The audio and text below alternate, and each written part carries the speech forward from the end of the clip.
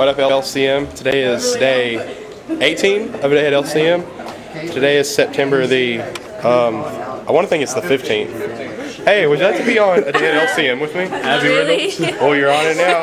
Okay, what do we do? Woo! What did we do this morning? I went to a Key Club meeting. If you want to join Key Club, 8 o'clock on Thursdays. Oh, I got to leave the meeting this morning. Too bad we didn't film that, but we got a magic trick coming to you later from speech. We'll check you later. Right here? Yeah. Okay, well, you're on. Hi! That's Callie. Sorry.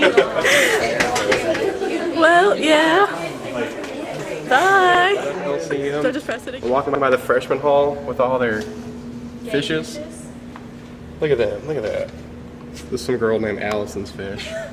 Tag Allison. I don't know who it is. Allison somebody. This is Tyler something. This is what's It's Austin Wolford. known as the fish tank. They're dumb. Little freshman, little fishes. We got catfish. Look at the whiskers. Uh-oh. Oh, we didn't have catfish when I was a freshman. Me either. We didn't have any of I want to draw.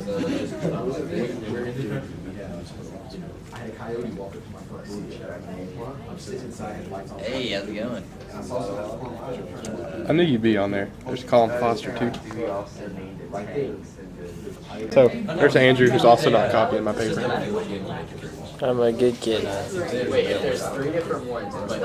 There's Mr. Collier just talking, but I'm gonna move my camera so he doesn't see. I think I'm upside down right now, but that doesn't matter. Later.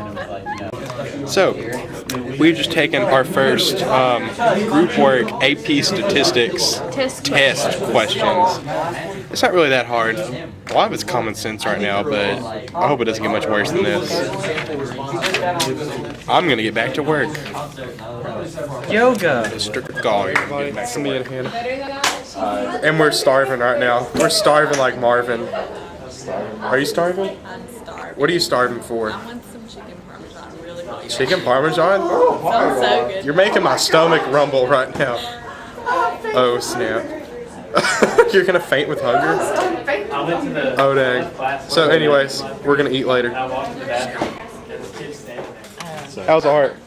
Emily, How's this is for art? you, but I don't know where you're supposed to go. It doesn't say. That's what I thought. Immediately. Daggone. Bye, Miss Kaufman. Oh, I'm sorry. We bid you Saying, farewell. where's Miss Shannon at? No, I'm just holding the camera for the fun of it. I'm gonna go now. You had the fun in this class. This here is called A Brother Like That. A friend of mine named Paul received an automobile from his brother as a Christmas present. On Christmas Eve, when Paul came out of his office, a street urchin was walking around the shiny new car, admiring it. "Is this your car, mister?" he asked. Paul nodded. "My brother gave it to me for Christmas." The boy was astounded. "You mean your brother gave it to you and it didn't cost you nothing?" "Boy," I wish he hesitated. Of course, Paul knew what he was going to wish for. He was going to wish he had a brother like that. But what the lad said jarred Paul all the way down to his heels. What? Jarred Paul. Yeah. That ain't Jared. "I wish," the boy went on, that I could be a brother like that." Paul looked at the boy in astonishment. Then impulsively he added, "Would you like to take a ride in my automobile?" "Oh yes, I'd love that." After a short ride, the boy turned and, with his eyes aglow, said, "Mister, would you mind driving in front of my house?" Paul smiled a little. He thought he knew what the lad wanted. He wanted to show his neighbors that he could ride home in a big automobile. But Paul was wrong again. "Will you stop where those 2 steps are?" the boy asked. He ran up the steps, and in a little while Paul heard him coming back. But he was not coming fast. He was carrying his little crippled brother. He sat him down on the bottom step, then sort of squeezed up against him and pointed to the car. "There she is, buddy, just like I told you, upstairs. His brother gave it to him for Christmas, and it didn't cost him a cent. And someday I'm going to give you one just like it.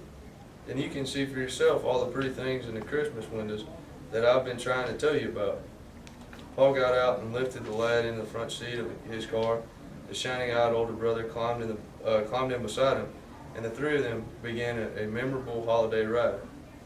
That Christmas Eve, Paul learned what Jesus meant when he said, "It is more blessed to give." Dan Clark. There's a man named Paul.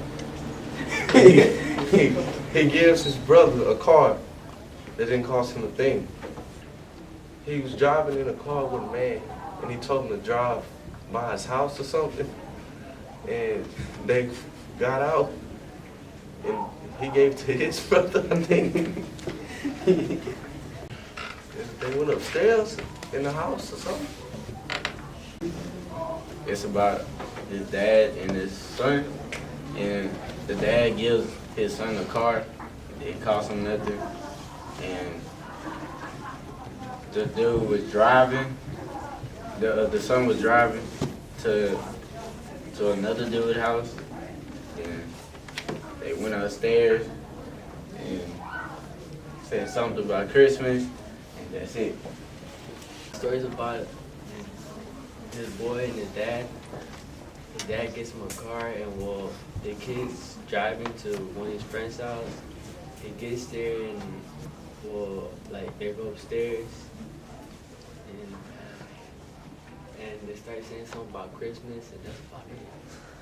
There's a story about a boy, his dad buys him a car, and then he drives to his friend's house, and he talks about Christmas.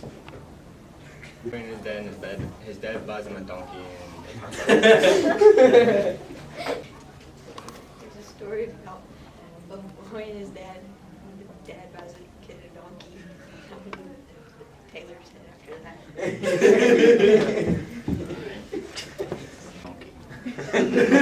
Dad buys his son a donkey.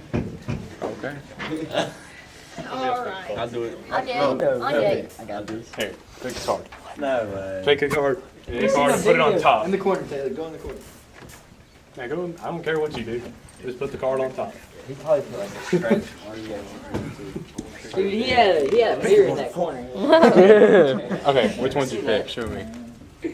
Mine is definitely in the corner. Okay, awesome. Is it down?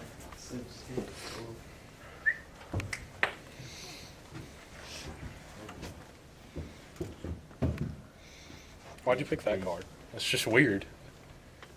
It's an 8 of spades. Oh, what's that? And this has been a day at LCM, day 18 of a day at LCM. We will see you tomorrow.